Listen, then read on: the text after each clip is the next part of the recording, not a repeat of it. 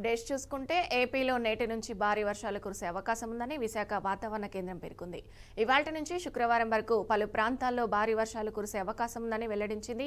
పార్వతీపురం, అల్లూరి, ఏలూరు జిల్లాల్లో భారీ వర్షాలు కురిసే అవకాశం ఉందని తెలిపింది. కర్నూలు, నంద్యాల, అనంతపురం, శ్రీ సత్యసాయి, చిత్తూరు, ప్రకాశం, ఎన్టీఆర్, గుంటూరు జిల్లా, కృష్ణా, ఏలూరు, తూర్పు గోదావరి, పశ్చిమ గోదావరి, అంబేద్కర్, కోనసీమ జిల్లాల్లో మోస్తరు నుంచి భారీ వర్షాలు పడే అవకాశం ఉందని తెలిపింది. అదేవిధంగా రాయలసీమ ప్రాంతంలో కొన్ని చోట్ల పిడుగులు పడే అవకాశం ఉందని కూడా వాతావరణ శాఖ తెలియజేసింది. రాయలసీమలో కూడా మోస్తరు నుంచి భారీ వర్షాలు కురిసే సూచన ఉంది.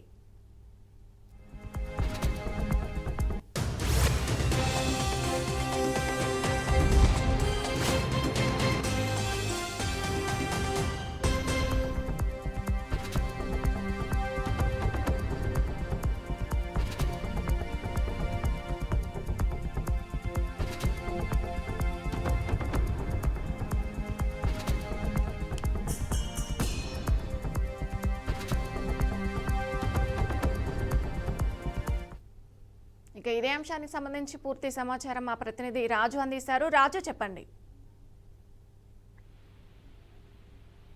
ప్రస్తుతానికి చూసుకుంటే ఏపీ, తెలంగాణ మొత్తం రెండు రాష్ట్రాల అంటే రెండు తెలుగు రాష్ట్రాలకు సంబంధించి కూడా వర్షాలు అయితే పడుతున్న సిచ్యువేషన్ కనిపిస్తుంది. ప్రధానంగా ఇప్పుడు ఏదైతే ఉపరితల ద్రోణి కొనసాగుతుందో ఈ ద్రోణి ప్రభావం వల్ల మొత్తం ఇటు తమిళనాడు నుంచి ఇక్కడ ఆంధ్రప్రదేశ్ కావచ్చు, ఇప్పుడు తెలంగాణ కావచ్చు, మొత్తం అన్ని చోట్ల కూడా వర్షాలు విస్తారంగా కురిసే అవకాశాలు చాలా స్పష్టంగా ఉన్నాయంటూ కూడా ఇప్పటికే విశాఖ వాతావరణ కేంద్రం అయితే హెచ్చరికలు జారీ చేసిన సందర్భం అయితే కనిపిస్తుంది. ఇక్కడ ప్రధానంగా చూసుకునేటప్పటికీ నిన్నటి నుంచి ఈ రోజు వరకు కూడా ఇటు పార్వతీపురం, మన్యం జిల్లా కావచ్చు, అదేవిధంగా ఇటు ఈస్ట్ గోదావరి, వెస్ట్ గోదావరి, అదేవిధంగా అనంతపురంతో పాటు వైఎస్ఆర్ కడప జిల్లాలో కూడా చాలా చోట్ల కూడా ఒక మోస్తరు నుంచి భారీ వర్షాలు కురుస్తున్న పరిస్థితి కనిపిస్తుంది. మొత్తం ఇప్పటికే చూసుకునేటప్పటికీ మొత్తం 5 జిల్లాలకు సంబంధించినంత వరకు ఎల్లో అలర్ట్ కూడా ఇప్పటికే జారీ చేసిన సందర్భం కనిపిస్తుంది. మొత్తం 6 జిల్లాలో కూడా ఎల్లో అలర్ట్ అయితే కొనసాగుతుంది. ఇప్పుడు ఏదైతే తీరం వెంబడి గంటకి 30 నుంచి 40 కిలోమీటర్ల వేగంతో ఈదురుగాలు కూడా వీస్తున్న నేపథ్యంలోనే మొత్తం మత్స్యకారులందరూ కూడా అప్రమత్తంగా ఉండాలంటూ కూడా ఇప్పటికే వాతావరణ శాఖ ఒక హెచ్చరికలు జారీ చేసిన పరిస్థితి కనిపిస్తుంది. మరోవైపు చూసుకునేటప్పటికీ ఏవైతే ప్రధానమైన పోర్టులు ఉన్నాయో పోర్టులకు సంబంధించి కూడా ఇప్పటికే ఈ యొక్క వర్షాలు పడే అవకాశం ఎక్కువగా ఉన్నందువల్ల, అదేవిధంగా ఉపరితల ద్రోణి ఏదైతే కొనసాగుతుంది ద్రోణి ప్రభావం వల్ల మొత్తం పూర్తి స్థాయిలో కూడా ఆ సముద్రం మొత్తం కూడా అల్లకల్లోలంగా మారే అవకాశం ఉంది కనుక మొత్తం పోర్టులు కూడా ఇప్పటికే హెచ్చరికలు జారీ చేసింది. మొత్తం అందరూ కూడా అప్రమత్తంగా ఉండాలంటూ కూడా చెప్పిన పరిస్థితి కనిపిస్తుంది. అయితే మొన్నటి వరకు చూసుకునేటప్పటికీ ఎండల తీవ్రత ఎక్కువగా ఉండడం, అదేవిధంగా దానికి సంబంధించి ఒక్కపోత కూడా ఎక్కువ ఉండడం వల్ల ప్రజలందరూ కూడా తీవ్ర ఇబ్బందులు పడిన పరిస్థితి కనిపించింది. కానీ నేరు చూసినప్పటికీ కాస్త ఉపశమనం కల్పించినట్లే కనిపిస్తుంది. ఎందుకంటే ప్రధానంగా కర్నూలు, నంద్యాల, అనంతపురం, శ్రీ సత్యసాయి జిల్లాలతో పాటు మొత్తం ఇటు పార్వతీపురం, మన్యం జిల్లా, అదేవిధంగా ఉత్తరాంధ్ర వ్యాప్తంగా కూడా ఒక మోస్తరు నుంచి భారీ వర్షాలు అయితే కురిసే అవకాశం ఉందని కూడా విశాఖ వాతావరణ కేంద్రం ఏదైతే హెచ్చరికలు జారీ చేస్తుందో ఈ నేపథ్యంలోనే మొత్తం మన్యం ప్రాంతం కూడా అప్రమత్తమైన పరిస్థితి కనిపిస్తుంది. ఎందుకంటే ఘాటీ రోడ్లు ఎక్కువగా ఉండడం, అదేవిధంగా టూరిస్ట్ ప్రాంతాలు కూడా చాలా ఎక్కువగా ఉండడం, ఇప్పుడు అరకు కావచ్చు, పాడేరు కావచ్చు, ఇటువంటి ప్రాంతాల్లో టూరిజానికి కూడా చాలా ప్రాముఖ్యత ఉంది కనుక అటువంటి నేపథ్యంలో సందర్శకులు వెళ్లే నేపథ్యంలో మొత్తం ఘాటీ రోడ్లన్నీ కూడా పూర్తిగా సాయంత్రం 9 నుంచి పొద్దున్న 6 గంటల వరకు కూడా ఘాటీలన్నీ కూడా మూసివేయాలంటూ కూడా ఒక ఆలోచనకు అయితే చేసిన పరిస్థితి కనిపిస్తుంది. దాంతో పాటు ఏదైతే చెట్లు విరిగిపడడం కానీ లేకపోతే పిడుగులు పడే అవకాశం చాలా ఎక్కువగా ఉన్న నేపథ్యంలోనే మొత్తం భారీ వృక్షాలు కానీ లేకపోతే స్తంభాలు కానీ లేకపోతే ఏవైతే ఎలక్ట్రికల్ సంబంధించి వైర్లు ఎక్కువగా ఉండే హై టెన్షన్ వైర్లు ఉన్న దగ్గర కానీ లేకపోతే సెల్ ఫోన్ టవర్స్ అటువంటి చోట్లలో కూడా ఎవరు కూడా వర్షం పడేటప్పుడు వెళ్ళొద్దు, మొత్తం అందరూ కూడా అప్రమత్తంగా ఉండాలంటూ కూడా వాతావరణం చేసిన హెచ్చరిక నేపథ్యంలోనే మొత్తం పూర్తి స్థాయిలో అప్రమత్తంగా ఉన్నారని చెప్పుకోవచ్చు. ఇటు ఆంధ్రప్రదేశ్ తో పాటు అటు తెలంగాణ కూడా వర్షాలు అయితే కురిసే అవకాశం చాలా ఎక్కువగా ఉంది కనుక అక్కడ కూడా అప్రమత్తంగా ఉండాలని చెప్పారు. ప్రధానంగా చూసుకునేటప్పటికీ తెలంగాణకు సంబంధించినంత వరకు కేవలం 3 జిల్లాలకు మాత్రమే ప్రస్తుతానికైతే ఎల్లో అలర్ట్ జారీ చేశారు. రేపు ఇప్పుడు ఏదైతే కొనసాగుతుందో ఈ ద్రోణి కాస్త 13వ తారీఖు కల్లా కూడా అల్పపీడనంగా మారే అవకాశం ఉంది కనుక ఆ నేపథ్యంలోనే మొత్తం అప్రమత్తంగా ఉండాలి. అల్పపీడనంగా మారితే మాత్రం అది తీవ్ర అల్పపీడనంగా మారి మళ్ళీ తుఫానుగా మారే అవకాశం కూడా కనిపిస్తుంది. నేపథ్యంలోనే పూర్తిగా కూడా మొత్తం అందరూ కూడా అప్రమత్తంగా ఉండాలంటూ కూడా వాతావరణ శాఖ హెచ్చరికలు అయితే జారీ చేసింది. ఈ నేపథ్యంలో ప్రతి ఒక్కరు కూడా అప్రమత్తంగా ఉంటున్నారని చెప్పుకోవచ్చు.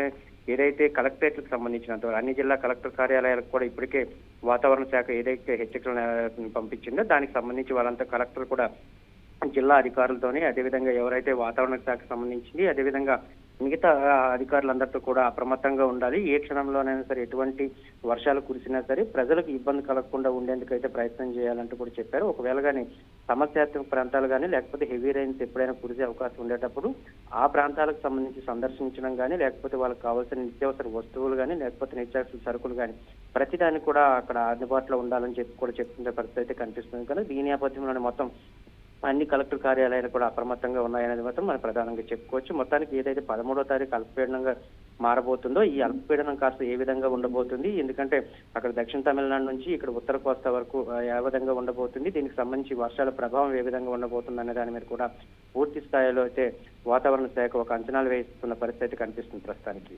రాజు, స్కూల్స్ కి సెలవు ప్రకటించే అవకాశం ఏమైనా కనిపిస్తుందంటారా? ప్రధానంగా చూసుకుని ప్రస్తుతానికైతే ద్రోణి మాత్రమే కొనసాగుతుంది. ఈ ద్రోణి ప్రభావం వల్ల మాత్రమే మొత్తం అన్ని జిల్లాల్లో వర్షాలు కురుస్తున్న పరిస్థితి కనిపిస్తుంది కనుక ఇప్పుడు తీరం వెంబడి గాలుల పరిస్థితి కూడా చూసుకునేటప్పటికీ గంటకి కేవలం 30 నుంచి 40 కిలోమీటర్ల వేగంతో మాత్రమే గాలులు వీస్తున్న కనుక మత్స్యకారులకు చేపల వేటకు కూడా ఎటువంటి అభ్యంతరం లేదు. ప్రస్తుతానికైతే చేపల వేట కొనసాగించవచ్చు. కానీ ఏ నేపథ్యం వాతావరణ శాఖ ఏ నిమిషంలోనైనా సరే హెచ్చరికలు జారీ చేసినప్పుడు అయితే ప్రమాద స్థాయిలో ఉందంటే మాత్రం వెంటనే చేపల వేట నిలుపుదల చేసి వాళ్ళందరూ కూడా మళ్ళీ వచ్చేయాలంటూ కూడా చెప్పిన పరిస్థితి కనిపిస్తుంది. ఇప్పుడు స్కూల్స్ కాలేజీలకు సంబంధించినంత వరకు చూసుకునేటప్పటికి అంటే ఒక మోస్తరు నుంచి వర్షాలు కురుస్తున్నాయి తప్ప భారీ వర్ష సూచన ఎక్కడెక్కడో కనిపించడం లేదు కనుక మోస్తరుగా కురుస్తున్న వర్షాల వల్ల కొన్ని ప్రాంతాలు మాత్రమే సమస్యాత్మకంగా మారి మిగతా అన్ని ప్రాంతాలు కూడా నీట్గా ఉన్నాయంటే బాగానే ఉంది కనుక అంటే రవాణా సౌకర్యం కావచ్చు లేకపోతే బయటికి వెళ్ళి రాకపోకల సౌకర్యాలు కావచ్చు ప్రస్తుతానికైతే ఇది నిలకడగానే ఉన్నాయి కనుక ఎటువంటి ప్రమాదం కూడా వాతావరణ శాఖ అయితే అంచనా వేస్తున్న పరిస్థితి కనిపిస్తుంది. అయితే 13వ తారీఖున ఏదైతే అల్పపీడనంగా మారబోతుందో ఈ ద్రోణి కాస్త అల్పపీడనంగా మారబోతుందో అల్పపీడనంగా మారిన సమయంలో మాత్రం వర్షాలు చాలా అధికంగా అంటే భారీ నుంచి అతి భారీ వర్షాలు కురిసే అవకాశం ఉంది. అదేవిధంగా తీరం వెంబడి గాలు కూడా గంటకి 60 నుంచి 75 కిలోమీటర్ల వేగంతో గాలు కూడా వీసే అవకాశం ఉంది కనుక ఈ 3 రోజుల పాటు కూడా అప్రమత్తంగా ఉండాలి. ఒకవేళ వాతావరణ శాఖ ఎప్పుడు నిమిషానికి ప్రతి గంటకు ఒకసారి కూడా బులెటిన్ రిలీజ్ చేస్తుంది కనుక ఈ నేపథ్యంలోనే దానికి సంబంధించి పూర్తి సమాచారం తీసుకున్న తర్వాత అటు కలెక్టర్ కార్యాలయాలకు అయితే ఎప్పటికప్పుడు పంపించడం జరుగుతుంది. ఒకవేళ కానీ వర్షాలు కానీ ఎక్కువగా కురిసిన నేపథ్యంలోనే కానీ లేకపోతే గాలులు ఎక్కువగా వీచే నేపథ్యంలో కానీ మొత్తం పూర్తిగా వాతావరణ శాఖ సూచనల మేరకు అప్పుడు కాలేజీలు స్కూళ్ళు అదేవిధంగా మిగతా ప్రభుత్వ రంగ సంస్థలు కావచ్చు లేకపోతే ప్రైవేట్ రంగ సంస్థలు కావచ్చు వీటన్నిటికీ కూడా సెలవులు ప్రకటించే అవకాశం కనిపిస్తుంది. ప్రస్తుతానికైతే అటువంటి సూచనలు అయితే ఏం కనిపించడం లేదు. 13వ తారీఖున అల్పపీడనంగా ఏర్పడిన తర్వాత అది అల్పపీడనం కాస్త తీవ్ర అల్పపీడనం అదేవిధంగా అది కానీ తుఫానుకు దారి తీసినట్లయితే ఆ నేపథ్యంలో మాత్రమే కలెక్టర్ కార్యాలయాలకి ప్రభుత్వం నుంచి ఒక సూచన అయితే వస్తుంది. దాన్ని బట్టి అయితే డిసైడ్ చేసే అవకాశం అయితే చాలా స్పష్టంగా కనిపిస్తుంది. Okay, right. Thank you Raju.